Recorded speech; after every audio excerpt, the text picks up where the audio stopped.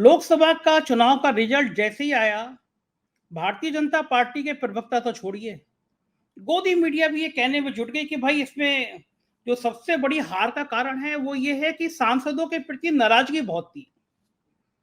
जो सांसद थे उनको रिपीट नहीं करना चाहिए था।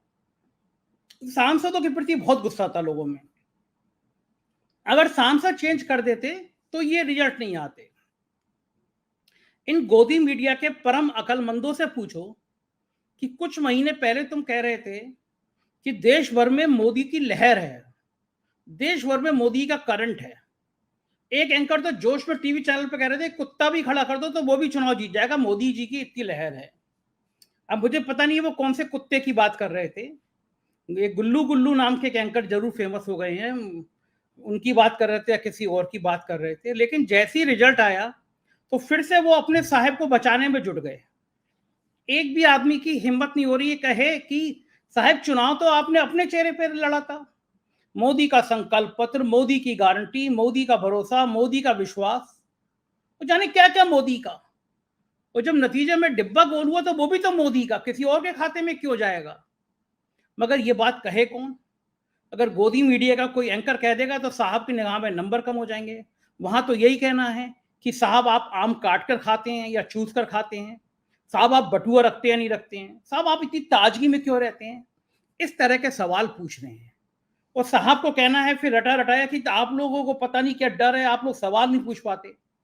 और सामने बैठे बैठे पत्रकार सेवक की तरह निगाह झुका लेते हैं कि साहब तो सही कह रहे हैं। उनके मन में भाव होता है कि साहब तो बायोलॉजिकल है ही नहीं, साहब तो इस धरती के हैं नहीं, वो तो दूसरी धरती से आए हैं, इसलिए साहब जो कहते हैं वो सच होगा। लेकिन इस बीच में भारतीय जनता पार्टी के एक सहयोगी दल ने ताल ठोक दी। उन्हें सीधा सीधा कर नहीं नहीं मोदी जी ये सब हमारा जम्मा नहीं है, हमारे माथे मत फोड़ो, ये तो आप ही का किया धरा है। और साहब वो शख्स और कोई नहीं, महाराष्ट्र के मुख्यमंत्री शिंदे साहब है। लगातार कहा जा रहा था कि शिंदे की डिब्बा गोल हो गया, शिंदे की वजह से पार्टी हार गई। तो शिंदे को लगा कि तुम खामखा मेरी ब्रांडिंग खराब हो रही है। तो शिंदे ने भी कह दिया साहब ये जो 400 पार का नारा था ना, ये डुबोने की वजह है।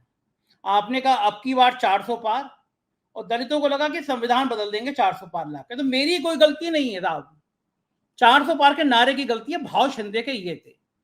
और शिंदे ने जब साहिब पे हमला किया तो भारतीय जनता पार्टी में खलबली मच गई। सहयोगी दल ने आज एक ने आंख दिखाई है, कल दूसरा दिखाएगा, परसों तीसरा दिखाएगा, फिर गडकरी और राजनाथ सिंह पीछे क्यों रह जाएंगे और योगी और शिवराज पीछे क्यों रह जाएंगे।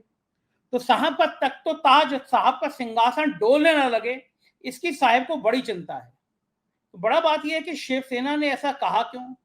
शिवसेना कहती कहती पीछे से ऑर्गेनाइजर का अखबार का भी लेख आ गया कि साहब केवल मोदी के ग्लैमर में भरोसे बैठे रहोगे तो यही होगा, टाइप का लेख आ गया।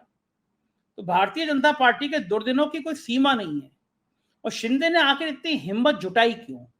क्या उनको यकीन हो गया कि अब उनकी नैया डूबने वाली है। तो डूबते डूबते अपनी बदनामी क्यों सहें। 3-4 महीने बाद विधानसभा के चुनाव होने हुए हैं। बीएमसी जो शायद एशिया की सबसे मालदार नगर निगम है, उसका चुनाव नहीं करा रही है पार्टी बीजेपी, क्योंकि पता है कि हाल क्या होगा। तो शिंदे ने ये बगावत का सुर अपनाया है। शिंदे ने क्या मोदी जी को आईना दिखाया है। शिंदे ने यह क्या चुनौती दी है, मोदी जी हमारी वजह से नहीं आपकी वजह से है। मामला है तो है क्या, आप भी सोचिए। मुझको यकीन है चर्चा आपको पसंद आई होगी। चैनल को ज्वाइन कीजिएगा, सब्सक्राइब करिएगा। शुक्रिया, थैंक यू।